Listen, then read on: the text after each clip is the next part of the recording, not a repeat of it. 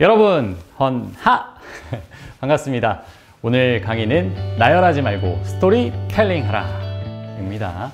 자, 제가 두 가지 버전의 자기소개를 해보겠습니다. 잘 들어보세요. 첫 번째 버전.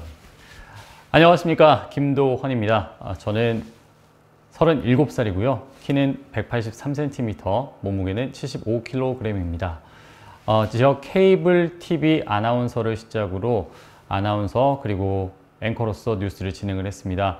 이후 경제방송 채널 그리고 연합뉴스TV에 입사를 해서 또 뉴스를 진행을 했고요. 이후에는 전주 MBC에 입사를 해서 아나운서로서 MC를 진행을 하고 또 앵커로서 뉴스를 진행하기도 했습니다.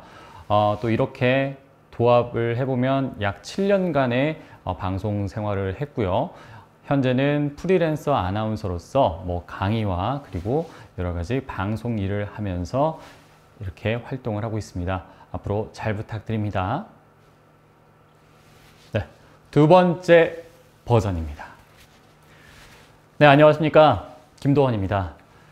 네, 저는 낮은 곳에서 따뜻함을 간직할 수 있는 사람이 되고 싶습니다. 네, 아나운서를 준비한 지 꽤 오랜 시간이 지났는데요. 한 번은 제가 세월호 참사가 있을 때 가족 대표로 이제 목포를 내려가서 진도를 내려간 적이 있습니다. 그때 진도 실내체육관에서 1박 2일 동안 봉사활동을 하고 서울로 올라오려고 하는데 한 실종자 이제 가족 어머니께서 제 손을 잡으시면서 말씀하셨습니다. 열심히 도우는 거 봤다. 혹시 무슨 일 하는 학생인가요? 라고 하시길래 네, 저는 아나운서를 준비하고 있습니다. 라고 말씀을 드렸습니다. 그랬더니 꼭 좋은 아나운서 돼서 우리같이 힘든 사람들을 대변할 수 있는 그런 사람이 되라고 했습니다. 올라오는 길에 이 버스 내에서 펑펑 울었는데요. 무엇보다 생각나는 건 그런 거였습니다. 내가 말로만 소통을 한다라고 했던 건 아닐까 하면서 저 스스로를 계속해서 돌이켜보게 되더라고요.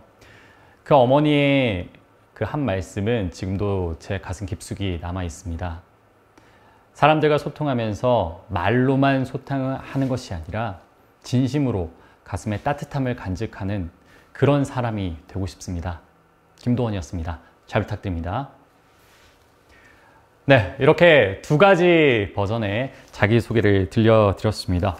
순간 그 분이 생각이 나가지고 눈물이 날 뻔했네요. 자, 두 가지 중에 어떤 게 여러분에게는 더 와닿으셨나요? 네, 물어볼 거 없이 후자가 아닐까 생각이 듭니다. 왜 그랬을까요? 네, 간단한 거죠. 첫 번째는 정말 나열한 것이었고 두 번째는 이 스토리텔링을 한 것입니다. 이 첫 번째는 정말 스피치라고 할 것도 없고 그냥 제 프로필을 읊은 거죠. 키는 어떻고 나이는 어떻고 무슨 일 했다 이렇게 한 거고, 후자는 좀 다릅니다. 정말 제 안에 어떤 진솔한 이야기를 끄집어내서 그 안에서 느꼈던 그 감정을 그대로 있는 그대로 여러분들께 소개를 한 거죠. 스토리텔링이 주는 힘은 바로 여기에 있습니다. 왜 우리는 이 스토리에 열광을 하는 걸까요? 단순 설명과 그리고 이 스토리를 들었을 때 우리 뇌에서 어떤 반응을 하는지 제가 과학적으로는 사실 잘 모르겠습니다. 하지만 그래도 뭔가 차이는 있지 않을까 싶은데 예를 한번 들어보자고요. 우리 시험 공부한다고 생각을 해봅시다. 우리 학생 여러분, 기말고사예요. 기말고사를 하는데 혹시 물론 이제 시험 공부 열심히 하는 거 좋아하시는 분들도 있겠지만 그냥 대부분의 경우에서 생각을 해보자고요. 정말 재미없고 힘들잖아요. 거기에 막 감정이입을 혹시 하시나요? 그냥 외우고 또 암기하고 정말 머리가 아픈 일들만 가득한데 보통 우리는 그럴 때 이성적으로 사고를 합니다. 내가 이거를 풀어야 이제 시험을 잘 보니까 이렇게 해서 공부를 하자. 시험 공부를 하면서 사실 감정이입을 했던 경우는 저는 그런 경우는 거의 못 본 것 같아요. 그런데 우리가 정말 막 재밌는 영화를 본다고 생각을 해보자고요. 다 해서 두근거리마다 스크린이 쫙 열렸어요. 그런데 거기서 대사를 보는데 저게 어떤 장고저 라든지 아니면 맞춤법 이런 거 생각하시면서 이렇게 분석하면서 보시나요? 아니죠. 배우들에게 감정이입을 하면서 우리는 보게 됩니다. 다시 말하면 이 정보 전달과 설명 같은 걸 들을 때 우리는 굉장히 이성적이고 분석적으로 사고를 해요. 그런데 이야기를 들을 때는 우리는 뭐랄까, 이 감정이 작용을 하는 거죠. 이 감성이라고 할까요? 우리는 이 감정이 자극될 때 어떠한 이 행동이나 그리고 어떠한 그 판단을 하게 되는 겁니다. 이 스피치의 목적이 여러분 뭐라고 생각하시나요? 스피치의 목적은 간단히 말하면 이겁니다. 청중으로부터 어떠한 반응이나 행동을 촉진하기 위해서 하는 거라고 생각합니다. 이 청중들을 예를 들면 뭐 설득을 해야 된다. 그래서 뭐 상품을 구매하게 한다든지 또는 뭐 청중에게 나를 어필해서 나의 어떤 효용 가치에 대해서 이 감동을 시켜가지고 내 팬으로 만든다든지 뭐 이런 목적들이 있겠죠. 따라서 우리는 청중의 이성을 자극하는 것이 아니라 뭐다? 그렇죠. 감정을 자극을 해야 되는 겁니다. 네, 아시겠죠? 자, 예를 들면은 자, 여러분 어떤 거 뭐 물건 좋아하는 물건 뭐 어떤 거 있을까요? 네, 저 같은 경우는 애플 좋아해요. 애플을 굉장히 좋아하는데 자, 애플을 구매를 할 때 여러분 혹시 어떻게 구매를 하시나요?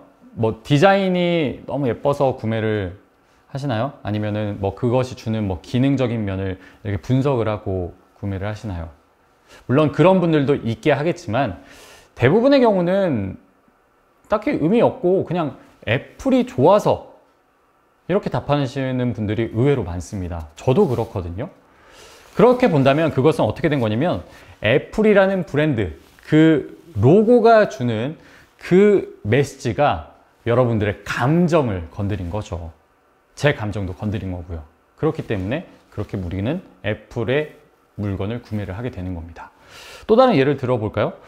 자, 우리 주부님들 홈쇼핑 가끔 보시죠. 홈쇼핑 할 때 물건 어떻게 사세요? 아, 저거의 어떤 기능적인 면, 뭐 가격적인 면, 뭐 이렇게 해가지고 여러 가지 해서 뭐 8.2점, 뭐 7.2점 해가지고 뭐 평균이 뭐 8.1점이 넘으니까 구매를 해야겠다. 이렇게 사시나요?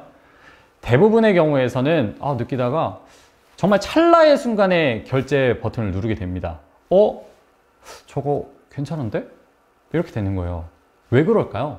바로 쇼호스트 분들이 이 스토리텔링을 통해서 우리 구매자분들의 감정을 건드렸기 때문인 거예요. 그러니까 그게 구매라는 행동으로 이어지게 된 겁니다. 참 재밌죠? 그래서 우리는 스피치를 할 때는 어떻게 해야 되냐? 스토리텔링을 통해서 그 상황에 우리가 감정이 이입될 수 있도록 해야 되는 겁니다. 그래야 목적에 맞는 좋은 스피치가 되는 거예요. 자, 그럼 스토리텔링 어떻게 해야 될까요? 스토리텔링을 어떻게 해야 되냐? 바로 이겁니다. 들어는 보셨을 거예요. 기승전결. 이게 있어야 됩니다. 기승전결. 참 많이 들어본 말이긴 한데 스토리텔링에는 이게 필요한 거예요. 예를 들어 나의 취미라는 걸로 뭐 스피치를 해본다고 해볼게요. 제가 지금 한번 해보겠습니다. 자, 제 취미는 아침에 달리기를 하는 겁니다. 네, 아침에 달리기를 하려면 아침 일찍 일어나야 되니까 뭐 아침형 인간이 될 수 있는 장점이 있습니다. 또 뭘까요? 네, 유산소 운동 중에 달리기만큼 좋은 운동은 없지 않을까요? 그리고 아침에 공복으로 달리기를 하면은 다이어트 효과가 2배가 된다고 합니다. 저도 그래서 몸무게가 10kg이나 이렇게 감량이 됐어요. 또 아침 공기를 마시면서 달리면은 몸 안에 혈액순환이 잘 돼서 활기가 돋게 됩니다. 또 아침에 볼 수 있는 아침 풍경 덤이겠죠? 자, 여러분도 아침에 달리기를 해보시는 건 어떨까요? 자, 여러분 이렇게 제가 나의 취미를 소개로 이제 스피치를 해봤어요. 어떤가요? 이건 사실 뭐 취미를 이야기한 게 아니라 정말 뭐 아침 달리기 하면 좋은 점에 대해서 그냥 이렇게 나열을 한 것에 불과합니다.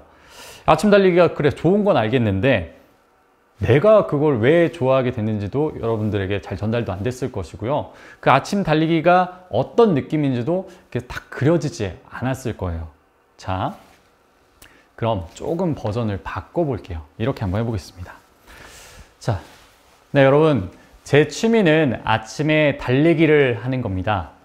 저는 학창 시절에 소위 종합병원이라고 불릴 만큼 이 잔병 치레가 잦았습니다.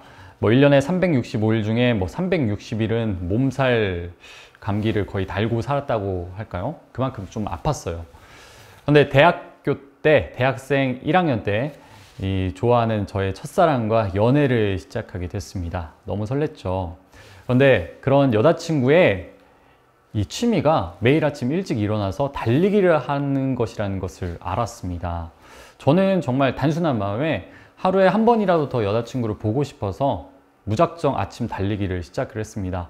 야, 처음에는 진짜 죽는 줄 알았어요. 일단 아침에 일어나는 것도 너무 힘든데 거기다가 이제 달리기까지 하니까 와, 끝나고 나면은 제가 몸이 안 좋았잖아요. 토할 것 같더라고요. 근데 계속 그렇게 했습니다. 1년이 지났는데 야, 정말 많은 것들이 달라졌어요. 그 뒤로 저는 정말 감기 몸살에 단 한 번도 걸리지 않았고요. 뭐 그냥 단순히 뭐 이렇게 타박상 이런 거 제외하고는 병원 간 적도 한 번도 없었습니다. 그리고 또 이제 아침에 달리기를 하게 되니까 정말 이 혈액순환도 되고 매사에 그래서 좋은 에너지를 이렇게 발산할 수 있게 되었고요. 여자친구와의 어떤 그 연애 전선도 너무 행복하게 서로 연애를 하면서 지낼 수 있었습니다. 단순한 아침 달리기는 제 인생을 이렇게 바꿔놨습니다. 아침 달리기 어떠세요? 여러분의 인생 바꿀 수 있지 않을까요? 네, 이렇게 한번 스피치를 해봤어요. 자, 어떠신가요? 이거는 단순히 취미를 설명한 게 아니죠. 기승전결이 있는 스토리텔링입니다. 전자를 들었을 때와 후자를 들었을 때 차이 조금 이거보다 좀 이만큼 느껴지셨을까요? 이 평소에 분석하기라든지 나열하기 그리고 설명하기에 익숙하신 분들은 사실 스토리텔링 하기가 좀 어려워요. 왜 그러냐면은 이야기를 하다 보면은 갑자기 나도 모르게 이것을 더 부연 설명하게 되고 또 분석하게 돼버리거든요. 이게 사실은 여러분만 그런 게 아닙니다. 너무 자연스러운 거예요. 저도 그랬거든요. 이게 익숙해지면은 조금씩 나아집니다. 이게 좀 어렵다 싶으면은 저는 추천드립니다. 글을 한번 써보세요. 글로 한번 내가 스토리텔링을 한번 해보는 거예요. 그래서 여러분들의 뭐 이야기, 뭐 취미도 좋고 뭐 사랑 이야기도 좋고 여러 가지 좋습니다. 그걸 하나를 정해서 거기에 약간의 이제 MSG 정도 이렇게 살짝 이렇게 가미를 해준 다음에 이 기승전결이 있는 하나의 이야기로 한번 글을 완성해 보는 거예요. 그런 후에 그것을 한번 이렇게 말 덧붙여서 구어체로 한번 표현을 해보는 겁니다. 그렇게 되면은 어느새 여러분들도 이런 설명이나 나열이 아닌 스토리텔링을 하는 스토리텔러가 될 거예요. 아시겠죠? 할 수 있습니다. 자, 오늘도 고생하셨습니다. 오늘은 나열하지 말고 스토리텔링 하자에 대해서 말해봤는데요. 자, 오늘의 미션 드릴게요. 오늘의 미션은 좋아요. 흑역사. 내 안에 흑역사라는 주제로 한번 스토리텔링을 해보는 겁니다. 그렇게 해서 이렇게 한번 쭉 뼈대랑 구성해서 기승전결 한 다음에 한번 적어보세요. 그런 후에 사진으로 찍어서 올려주시면 됩니다. 오늘도 고생하셨습니다. 저희는 다음 강의에서 만나요. 안녕.